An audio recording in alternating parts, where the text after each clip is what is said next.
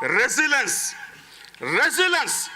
Moderation का रास्ता, संतुलन का रास्ता, तवाजुन का रास्ता।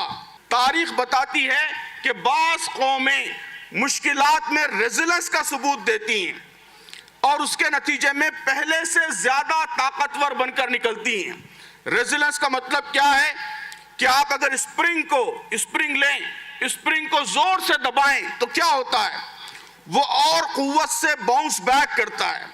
यह रेजिलेंस का रवैया है कि जिन कौमों में रेजिलेंस का रवैया पाया जाता है वो मुश्किल हालात से और ताकतवर बनकर निकलती हैं।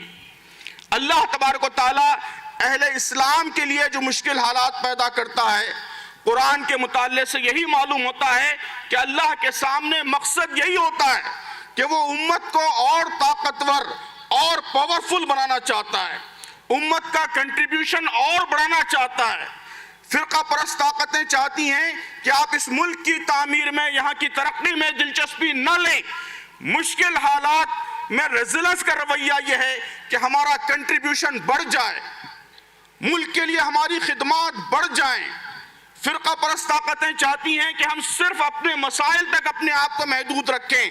रेजिलेंस का रवैया यह है कि हम आगे बढ़कर सारे इंसानों के लिए, इस मुल्क की पूरी आबादी के लिए अदल के, जस्टिस के, इंसाफ के अलमबरदार बनकर उभरें।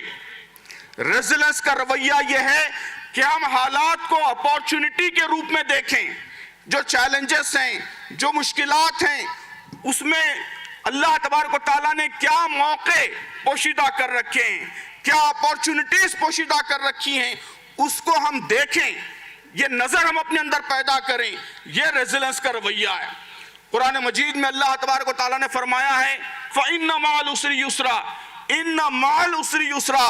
देखिए आप कि इस आयत में अल्लाह तबारक व तआला ने अल उस्र इस्तेमाल किया है। जो लोग अरबी जानते हैं उन्हें मालूम है कि ये एक प्रॉपर नाउन है, मारफा। मतलब ये कि मुश्किल एक ही है लेकिन उसके साथ युसरा, जितनी मुश्किलात हैं, जितने चैलेंजेस हैं, उसके मुकाबले में दोगुनी तादाद में डबल अपॉर्चुनिटीज आपके लिए हैं।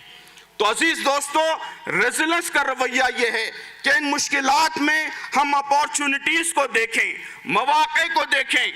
रेजिलेंस का रवैया यह है कि मुश्किलात को, चैलेंजेस को, परेशानियों को हम फीडबैक समझें कि ये फीडबैक है।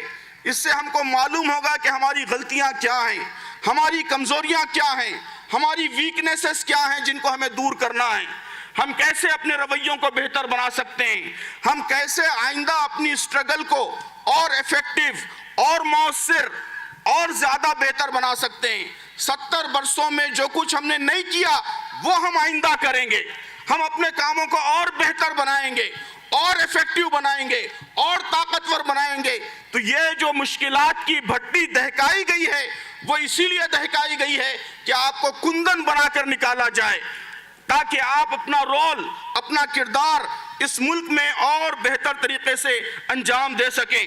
अजीज दोस्तों, रेजिलेंस ये है कि कनान के अंधे कुएं को, जिसमें सैयदना यूसुफ अलैहिस्सलाम को उनके भाइयों ने ढकेल दिया था और जहां जिंदगी खत्म होती हुई महसूस होती थी, जहां सारी उम्मीदें दम तोड़ती हुई महसूस होती थी, आप कनान के उस अंधे कुएं को मिस्र के ताज व तख्त की पहली सीढ़ी समझें।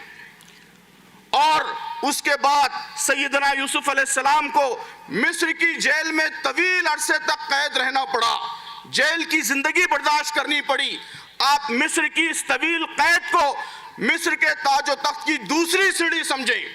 पहली सीढ़ी कनान का अंधा कुआं, दूसरी सीढ़ी मिस्र की तवील कैद, और इन दो सीढ़ियों से गुजरकर सैयदना यूसुफ अलैहिस्सलाम मिस्र के ताज व तख्त पर मुतमक्किन हुए। यही अल्लाह तबारक व तआला की सुन्नत है। अल्लाह तबारक व तआला अहले ईमान के लिए आजमाइशें इसीलिए पैदा करता है कि वो इससे और ताकतवर बनकर निकलें और उरूज की, सरबुलंदी की मंजिलें तय करें। लेकिन उसके लिए रेजिलेंस का रवैया, दरमियान का रवैया, एतदाल का रवैया अपने अंदर पैदा करना इंतहाई जरूरी है। तुंदिए बाद मुखालिफ से न घबरा है उकाब, یہ تو چلتی ہے تجھے اونچا اڑانے کے لیے،